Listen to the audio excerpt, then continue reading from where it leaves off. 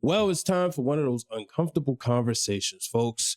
You know, I watched Stephen A. Smith, I watched LeBron James, I watched Rgiii, all of this media pundits, all of this media stuff, a business that I've been very infatuated with since I was 8 years old, a business that I love. I've always fell in love with the craft of journalism, with storytelling, with writing, with broadcasting. But God dang it, this shit has just gotten out of hand. So I'm going to talk about it on this week's episode of Breaking Through Glass Ceilings with Uncomfortable Conversations. I'm excited to talk more about my background. Also worked in so many places of media, which you will find out more. Two friends who like wrestling, that talk about wrestling, to now let's start a podcast. And Grassroots style, the way me and Brian have done it, every opportunity is an opportunity. Kind of makes me want to step my game up a little bit more just because the space is so oversaturated. Anyone can start a podcast. I live in New York City, so there's, opportunity everywhere in New York. Like, everyone's doing something. You go to a bar for happy hour, the bartender has a business. And you apply that same strategy to network. You being very intentional. Find your why. What's the reason? Then do it. Podcasting allowed me to break out of my comfort zone, to break out of my shell. This is 6HM Productions. Before we get started with today's show, I just want to remind you that you can save 10% on your order with Symphony of Balloons, a luxury balloon company that also offers a 360 camera. Just simply mention you heard about them on Breaking Through Glass Ceilings. Hello, ladies and gentlemen. Welcome to this episode of Breaking Through Glass Ceilings with Uncomfortable Conversations. The show, of course, is brought to you by 6HM Production. I'm your host, Brian H. Waters. Folks, first of all, I want to invite you to hit the subscribe button right now. You got me today, but each and every week, me and my better half, Miss Queen PR, we do a show where we talk about everything that's going on, mainly in pop culture and outside sports. But we also have parts on this channel where we share our resources. So make sure you check that out. But right now, folks, it's time to talk about it. Y'all know what happened on Wednesday. The internet blew up. Why? Because LeBron James, the LeBron versation, as it was deemed, was on the Pat McAfee show. And he, of course, he talked about a lot of stuff. It lets you know that people are watching. I tell people all the time, they see everything. But folks, one thing he did talk about, and that was Stephen A. Smith. And I'm going to come right out here and just say enough is enough. He sat there and he laughed. And he said, oh, yeah, he's probably happy that I'm mentioning this. He's sitting there in his tighty whities. Of course, Stephen A. responded and said, he didn't have to, he doesn't wear tighty whities, and if you know, and all that other stuff. And like, okay, this has just gotten out of hand. But what I found interesting was just, I had to take notes, right? I found interesting that at first, this was about the way he approached him was like, stop fucking with my son, stop shitting on my son, right? But then LeBron James said he didn't go into, he's not going to disrespect the craft for the game by going at people whose job it is to criticize, right? Stephen A. Smith's rebuttal, and which I mentioned before, where he said, look, I told LeBron, I've said that, as a father, he should stop this. And it did make me wonder as I was sitting there thinking about it, was that ever necessary? Like, was it necessary for Stephen A. Smith to ever even call LeBron James out and say, stop the madness? We saw Bronny James and everybody wants to make a comment. And here's the thing. If let's just say, I don't know the exact number, but let's say there are 472 players in the NBA right now. Is LeBron James Jr., aka Bronny James, number 472? I don't understand why is this everybody's concern that he's on the team. Now, we talked about this last week, Queen PR and I, and we said that, yeah, Bronny James is benefiting from nepotism. And by all means, go ahead. We see other people do it. Could LeBron James be doing him a disservice? Absolutely. Melo and D Wade said LeBron brought a lot of this on his own. And I'm pretty sure he recognizes that. But all this, the biggest thing is you have Stephen A. and LeBron, and it feels like this is finally a reason to get to the beef that they've been having for all these years, right? Stephen A. Smith is never going to accept LeBron as the GOAT. And LeBron is tired of people who talk about the game and not really about that life. That's what it really comes down to. When you really think about with sports, it really comes down to a lot of players don't like being criticized by people who never played the game. And this has been going on for years. We've seen this in the columnist era when you had people who would write columns and you would hear that, oh yeah, they didn't like what they said because they wrote some not so nice things. Now, I always say this. I like talking about the story of the game. I don't really like doing the whole debate, but I do think a lot of times people are harder on players. Like basketball players are purposely going out there missing shots. Now, I'll say this sometimes. I was like, okay, if it ain't your night, stop shooting. But I be listening sometimes, I'm like, y'all really going at this person like he's going out there purposely missing shots, purposely missing throws. But that's what comes with the territory. But the thing that was so crazy about this, when I listened to Stephen A's point of view, he talked about LeBron James not being somebody who back talks. And he talked about he could go there, he could go deeper. And I'm like, okay, that's interesting. And it was really, that's where the attack of the character happened. He said LeBron James is a backstabber. He said he lies. And I was like, oh, that's interesting. So overall, I thought this whole thing is just disappointing. It's getting out of hand. Now, here's my beef with LeBron James. I got two, right? First of all, I am disappointed that he went on the Pat McAfee show to do this. And I know they was in Indianapolis. They was getting ready to play the Pacers. I said they took his powers. Now, he did hit the game-winning shot because LeBron was not, he didn't even score, he only scored 11, 13 points. And I was watching, I turned on the game. I said, wait a minute, he ain't got that many buckets. But I was disappointed because I'm like, bro, all this, and I know seeing somebody say, oh, people complain about he went on Pat McAfee show, he built a black community, all this and that. Your brother, Carmelo Anthony, is right there. That's your man's. Why you ain't do his show? Now, maybe it's coming. I don't know. I don't have any inside scoop on that. Maybe it's coming. He could have did Gilbert Arenas show right there in L.A. He could have did his own. So, and I know that, I'm going to be honest with y'all. A lot of times as somebody who loves this business, as somebody who blood, sweat, and tears, I can even show you my certificate from my degree. They give you a degree that goes in your wallet from Morgan State University. I was up many a nights studying, rehearsing, working on my voice, working on my writing, working on my production skills. Sometimes when you make a video and you got to clear it all out because everything's just not working. Me and the real Dwayne Allen have sat in the editing lab for 8 hours in a day, a school day, editing stuff. So when it comes to me being passionate, some may say gatekeeping. No, I just want people to respect the craft. Now, y'all out there did this because people love influencers. So they will take, okay, this person can go out there and say a little bit of stuff here and there. They'll take that over somebody who's very passionate. I look at the National Association of Black Journalism, right? There are tons of people just in the sports division who are well qualified, who have opened books and read the rules in and out to these games, right? To basketball, to baseball, to football. They know the sport in and out, but they can't get jobs because every time an athlete decides they want to hang it up and they already got millions of dollars in the bank, ESPN gives them a job. Tom Brady has a 10-year deal that's just absolutely ridiculous. Like these motherfuckers don't need more money.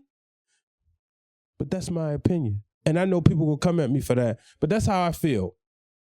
because I've seen it firsthand. I've seen people who deserve these opportunities, who worked hard for these opportunities.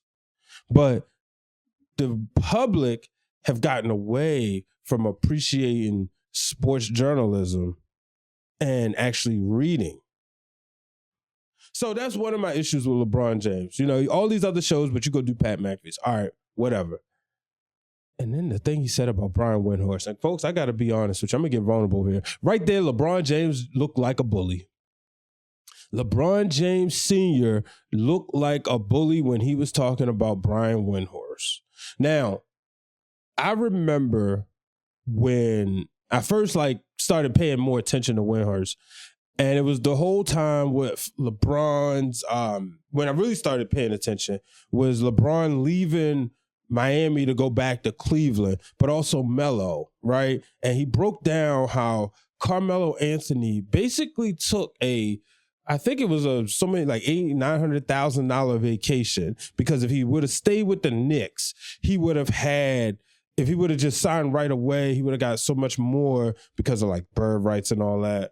But instead, he did the free agency. He opted for free agency, and it was chump change. But I remember the way Windhorst broke it down. And then every time there was time to talk about LeBron, every time he talked about LeBron, I said, oh, okay, cool. So when he said that, folks, and then LeBron said, this guy Windhorst acts like he's my best friend, I saw the bullies.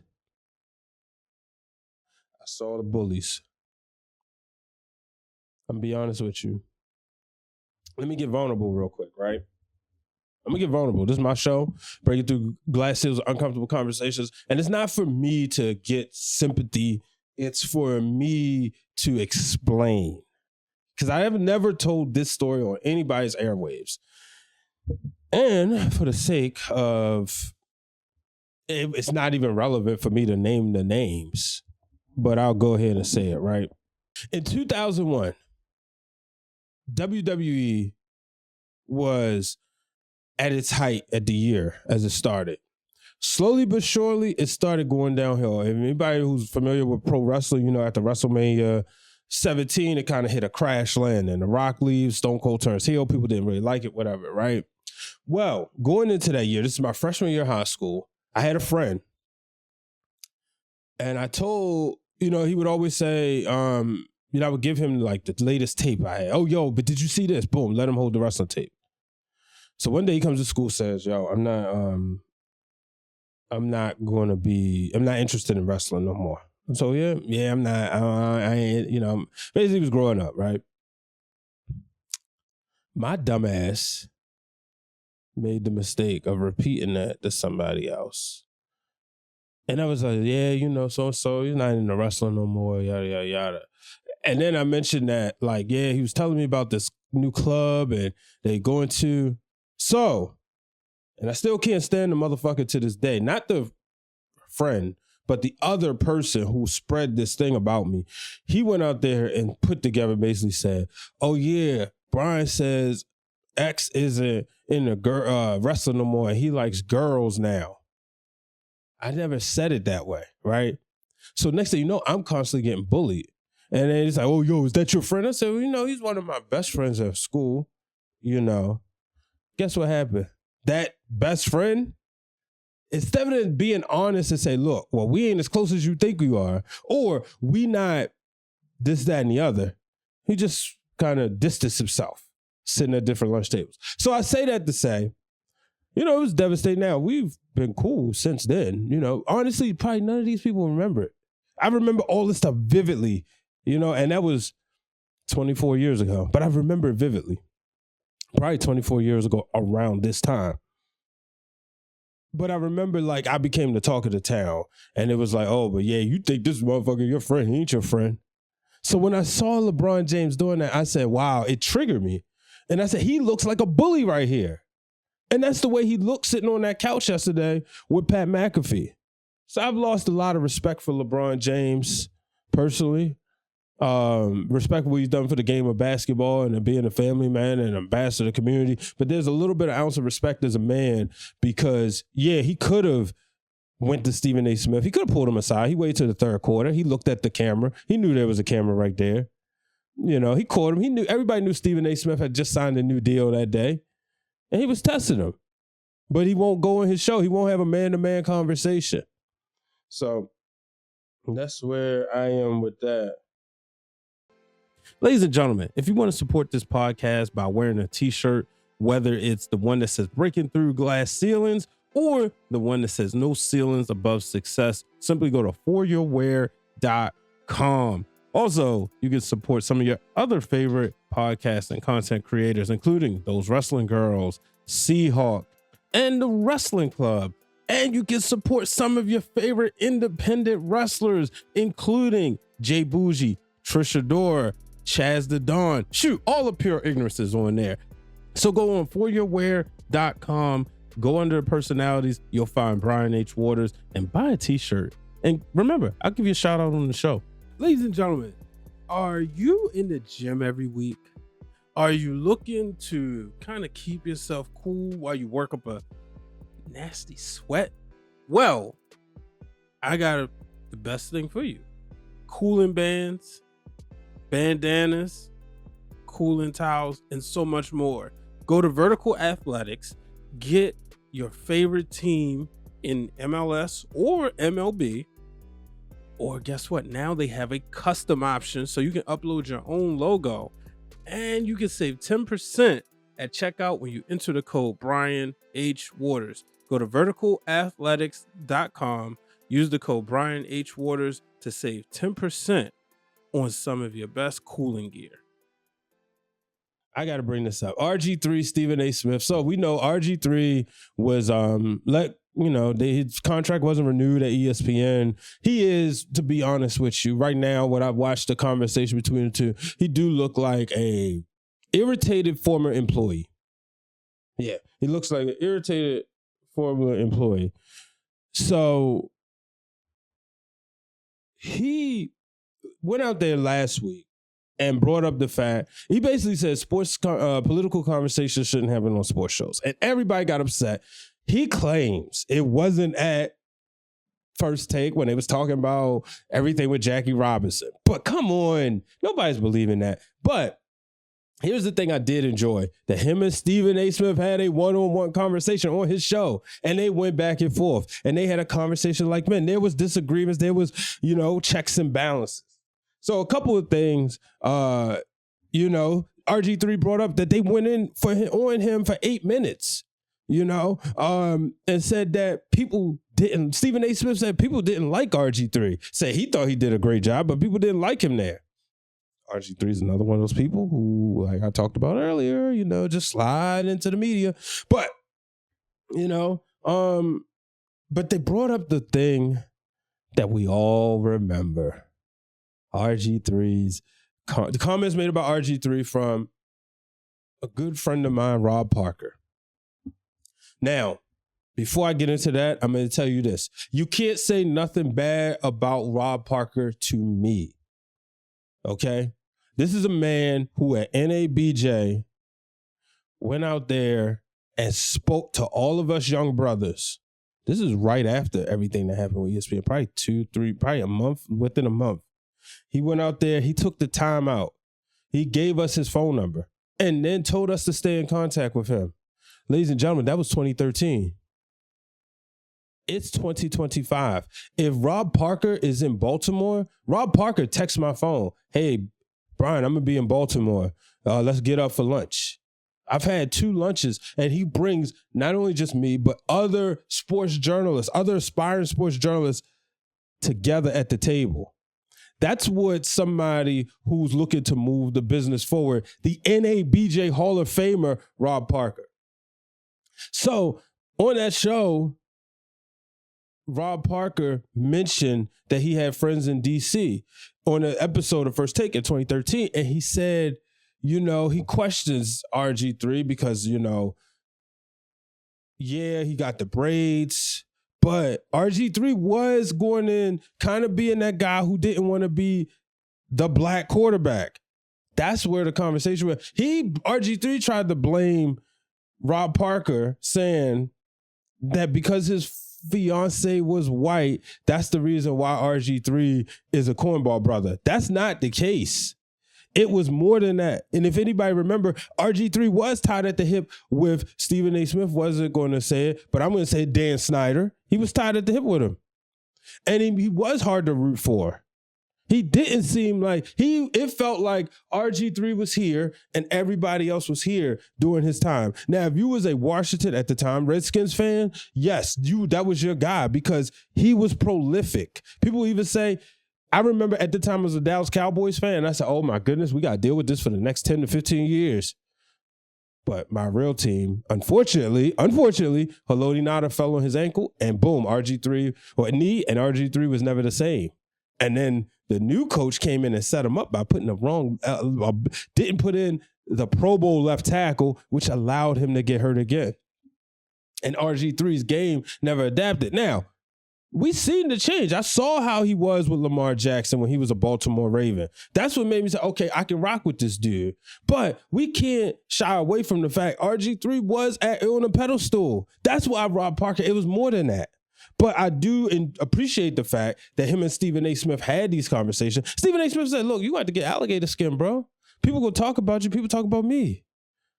You know? So I just think all this media beef is crazy. Where the hell are we doing? But it sells ratings. You know? We just talked about last week, Jess Hilarious and Laura LaRosa on The Breakfast Club. Guess what? LaRosa got her own show now. So who knows? We'll see. Ladies and gentlemen, that'll do it. As you can see, I'm in my Orioles gear. I said I was not going to be emotionally attached, but there's 162 games with game 1 starting today. And I know me. Yeah, I put on my black and orange for a reason, for the show. But I know me, I'm going to get attached. But we'll see what happens with the Orioles this year. Of course, I want them to win the World Series, but I'm not trying to get my hopes up. We're not starting the season with my favorite player, Gunnar Henderson. He is on the injured list. I haven't even bought MLB The Show yet. Is there MLB The Show curse? Somebody let me know. Gunnar Henderson's on the cover, and he's hurt. I don't know. I'm not trying to speak these things into existence, but god dang, man. I believe Shohei, the year he was on, that's when the injury started with him. You know? So only time will tell. But I am going to get the game. I got to, right? I got MLB 99 that has Cal Ripken Jr. on the cover. By the way, shout out to Ryan Ripken. Had Ben McDonald on his show, on the Ryan Ripken show. They do great work over there. Make sure you check out my guys. I love hearing them talk about baseball. And that's the type of stuff I appreciate, right? So Ryan, you can see, put in the time and the ability to learn the craft of the art of broadcast. And he talks about the game. I learned so much on there. I learned the way he sets up things with pitching. I mean, the game is born in him. I mean, he's born into it. His granddad was a baseball player, his dad, his uncle. So, I appreciate what Ryan Ripken does. And I've, had a chance to meet him last year. Very, very, very humble guy, So, but, like I said, his dad was on the cover. Oh, I was mentioning that Ben McDonald was on the show, and one of the things he talked about was how Cal Ripken called pitches from shortstop for him and Chris Hoyles because they were young boys. And Cal's the vet. He's been the MVP. He's won the World Series. But I just thought that was cool. But make sure y'all check that out. Ladies and gentlemen, that'll do it for this week's episode of Breaking Through Glass Ceilings. Remember, do not let anybody place a ceiling above your success. So long, everybody. Are you a podcaster who is looking to share clips from your show in the simplest way possible? Well, I have the best solution, and that's Opus Clip. Opus Clip allows you to take the link to your show, upload it, and then they will clip off some of the best moments. And it allows you to edit it, change the captions, change the colors, and they also give you a viral score so you know which clip can potentially generate more buzz for your show. So, if you're looking to do that, click the link in the bio, sign up for Opus Clip, and go viral with some of the best content from your show.